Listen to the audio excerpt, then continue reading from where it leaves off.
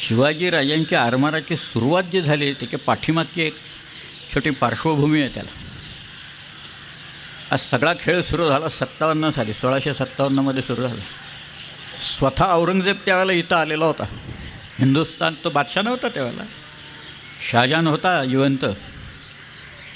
आणि औरंगजेब आणि शहाजहानचे इतर पुत्र शहाजहान कधी वर जातो हे बघत बसलेले होते, वाट बघत बसलेले. त्यात धाराशिकोह होता, त्यात मुराद होता, त्यात औरंगजेब होता, त्यात शहाशुजा होता.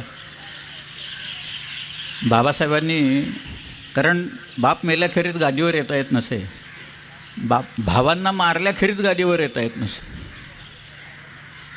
बाबासाहेब पुरंदरेंनी त्यांच्या पुस्तकात एक वाक्य असं लिहिलेलं आहे की या मुघल शहाजाद्यांना असं वाटत असे की आपला बापच जन्माला आला नसता तर किती बरं झालं असतं, आपणच गादीवर बसलो.